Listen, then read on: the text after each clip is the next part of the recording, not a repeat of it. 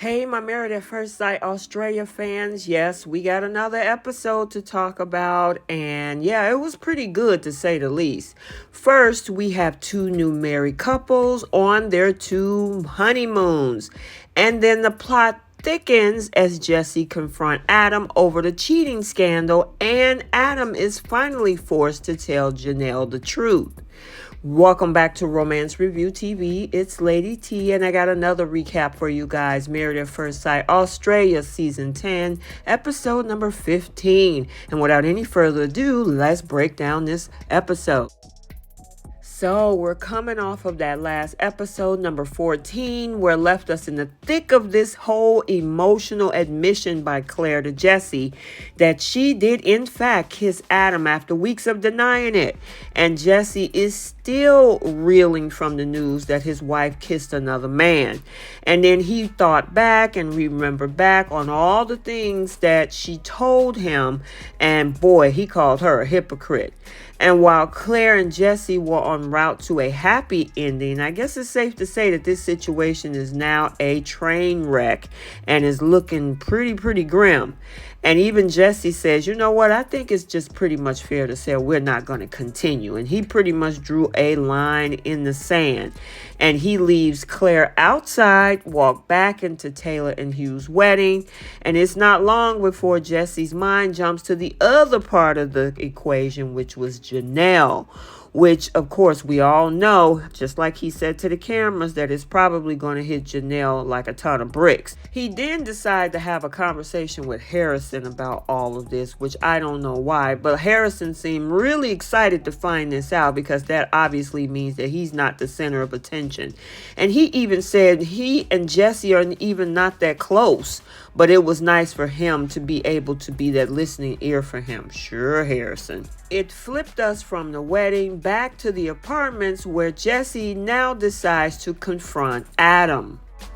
He is an absolute dog of dogs. You know what else he is? A beta. That's what betas do, bro. They don't face up to their shit, mate. They run and hide.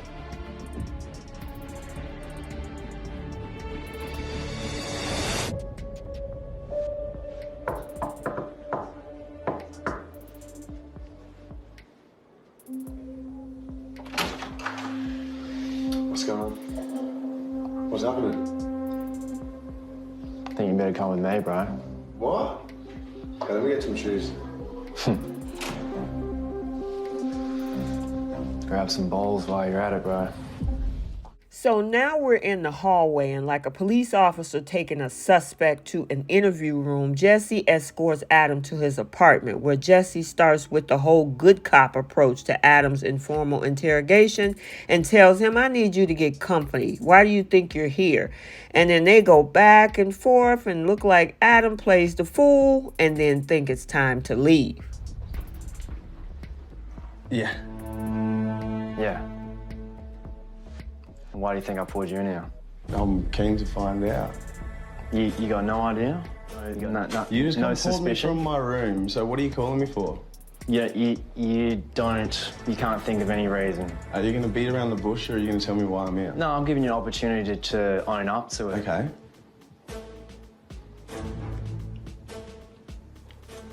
Mate, you've just pulled me into a room. Do you want me just to go back tomorrow? I don't have to be. Just sit down and talk to me. It sounds like you want to get out of here. No, it doesn't sound like you want to be, because you just come tomorrow. So sit down if you want to come and speak to me. Yeah? Let me tell you something, bro. Yeah. Let's not fight about where we're standing and who we're just drop sitting. the act and sit down. This ain't no act, bro. You are looking at real Jesse right now, mate, I'm not even going to sit here. Either you want to talk to me about it, so that's it. Ready to talk, bro. So sit down. Don't be getting up trying to escape. Hey, I'm not, what am I trying to escape for? You're wasting my time. Come on, say it. So say it. Sit down. Say you kissed her. Say you kissed her. Say I kissed her what? What are you getting all in my face for? What do you mean what? She told me last night you. Yeah, so what are you calling me a for? Like, what are you calling? Because you're grown. Okay, good. I'm a then. You don't know shit, Jesse. What's the shit? The shit is you're a dog. You seem to know the story. Things got even more heated between Jesse and Adam. The most of the conversation was pretty much bleeped out, but I guess few key pieces of information from the encounter is that Adam denies hooking up, quote unquote, with Claire and that it was just a kiss. Things that he was saying like it didn't happen, there's more to it, and while Jesse waits patiently for Adam to lay it all there, Adam realizes he backed himself into a corner. Having heard all of this commotion, Claire is now upset, which she should be, because of course she's been lying and, putting everybody else on accountability mode except herself. She lets herself into Jesse's apartment to find out exactly what's going on. Once Claire again admits that they were wrong, Adam is left with no choice to come clean. And he was like, oh, it's a stupid little drunken kiss that happened. And he thinks that the whole thing is irrelevant because Claire and Jesse seem to be in a good place now. He didn't want to make a huge deal about it, but it is what it is, and everything got uncovered, and now he said he has to wear it. Now, even though they show us a recap of that party that had went down, they really don't give us the actual kiss that happened, obviously, because it happened outside of the club. But it pretty much shows us where, he was made to feel crazy, which this was a huge gaslight between Adam and Claire. However, there's one important piece of the puzzle that Adam seems to be forgetting with his wife, Janelle. And now that it's all out in the open, Adam does the noble thing and tell his wife 3 weeks ago that he kissed Claire.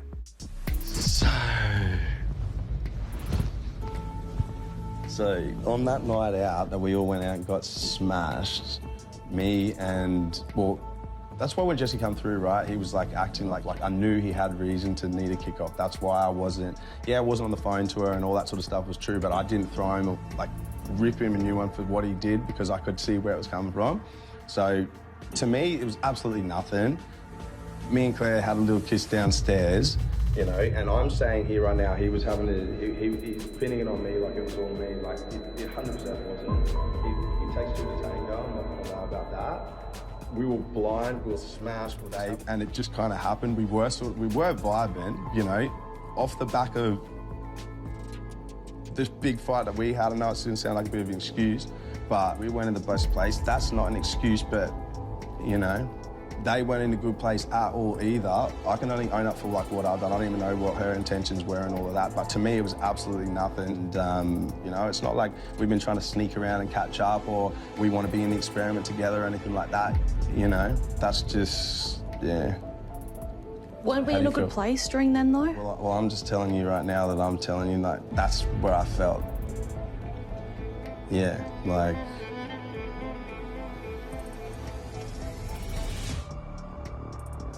I don't know, I just feel like I've had your back throughout this whole thing and this is coming out now. Yeah. And I just feel so stupid. Yeah. I guess the best thing he can say is just, yeah. Anyway, while she's holding it all together in front of Adam, Janelle later burst into tears in the hallway by herself. She says she feels like an idiot for trusting him. Then he tried to tell her that they weren't in a good place when they actually were in a good place. So she felt like he was trying to blame her.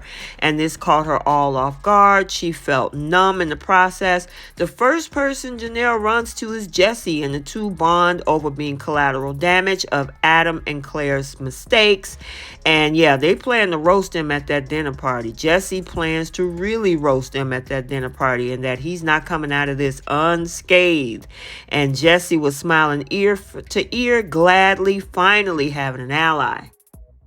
Let's talk about these honeymoons. So Evelyn and Rupert, off the back of a very awkward wedding, Evelyn tries to break the ice with Rupert, and she thinks the best way to do that is with a steamy bath together. Now, interesting that she's trying to spice it up. The question is, what is Rupert's response gonna be to this? Cheers, husband. Cheers, wife. I'm happy taking the lead for now. I'm just trying to build his confidence and, bring the shanaz. Something with jazz hands. It's bloody freezing. My nipples are so cold I could key a car. Oh. I just really want to break the ice here. Should we start a bath? get Rupert out of his shell, you know, bring the fun. I'm quite cheeky, so I want to just be playful and just be a little bit sexy and suggestive. You haven't drowned in there? You can come in now. Okay, this is very hot. Jesus. Ease into it. When I walked into the bathroom,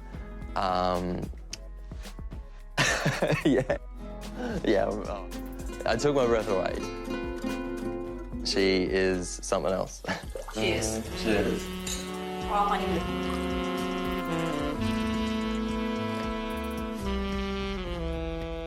Hey, we still gotta play the board game. It's on here though. I like it. Kind of burning my skin. I was lost for words. I'm definitely batting above my average. She's a stunner. This is getting rather hot. I was definitely overwhelmed, and the boiling hot temperature didn't help me out. It is extremely hot in there. Go. I feel like you're going red right now. That's how hot it is. Run! You can't say that there's a sexual chemistry flowing between us. I definitely think Rupert's still a bit shy right now. All right, pillow wall. How many are we talking? It's our honeymoon. We should be, you know, annoying the neighbours, but it's really not there yet. I don't think Rupert realises how much I'm extending my arm right now. I really need him to come out of his shell. All right, I can't be tempted. I need that action. I want that lust.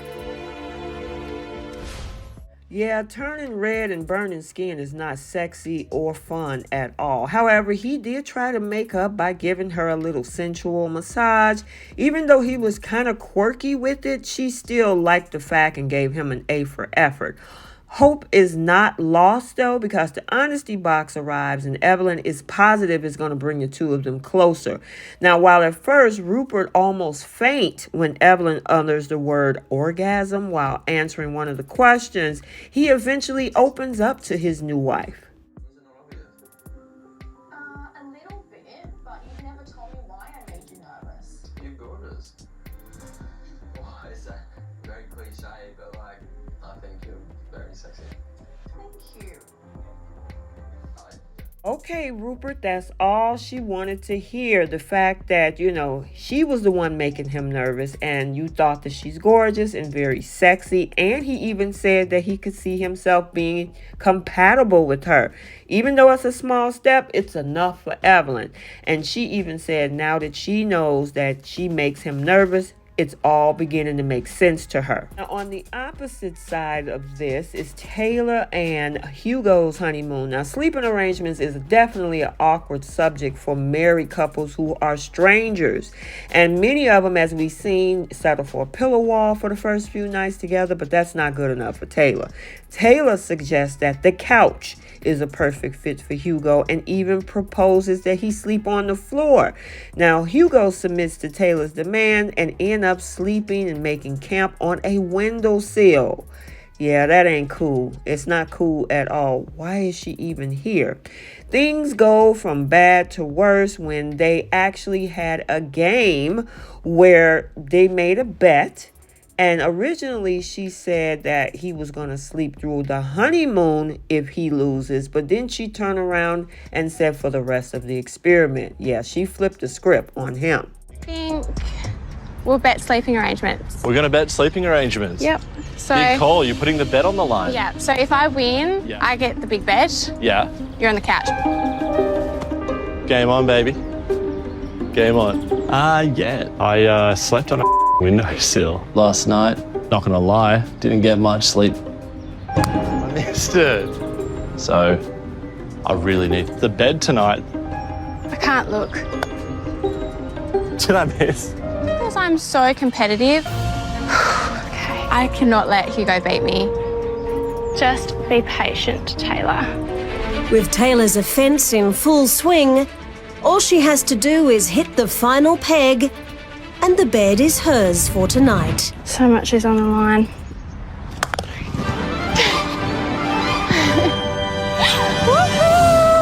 I knew I was going to win. I have the bed from now on. No, the bet was for the bed for the entire experiment, what's left of it. So yeah. Thank you. Thank you for not being a sore loser. You're welcome. So whoever won has the big bed from now on. Hang on, you made a bet that you would have Hugo on the floor or on the couch for the whole experiment? Yes. That was the bet. There's no way that we bet like sleeping arrangements for the entire experiment. That would be inhumane. Now, he at least understands that she might not want to share a bed with someone that she just met, but admits that he wasn't expecting this reaction. I mean, he called it's just not human decency. And you're at least allowed running water, Wi-Fi, and at least a bloody bed. And of course, he is not happy about the way that she's been conducting herself. Things go from bad to worse at dinner when Hugo tries to learn more about Taylor when he asks what was she hoping for in a partner. And she's actually said someone probably opposite of him. What did you ask for in a partner? It was probably someone the opposite of you. So when I first saw you, I thought, I immediately thought, I don't think he's very sporty. What makes you say that, though? I think the way that you speak as well, Okay. I can kind of tell. I actually requested someone that didn't talk much.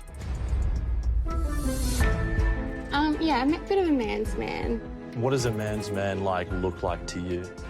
Tradie, footballer, bit rowdy.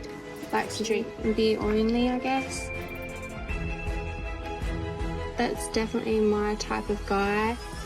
You're probably not my type. There's your answer. Are you happy? The part that I have a problem with is I feel like you looked at me and said, he's not a blokey tradie, he's not my type. And you've been a bitch to me the entire time. Have I been a bitch to you the entire time? I mean, you've been frosty as hell, yeah. I definitely feel like no part of you wants to, I guess, work on it. I never said that. You're putting words into my mouth. No, Stop I'm doing asking that. you. I inflected at the end of my sentence. I'm asking part of you wants to work on it. This is me trying to understand where you're at because... Shut up. You like the sound of your own voice too much and it actually annoys me.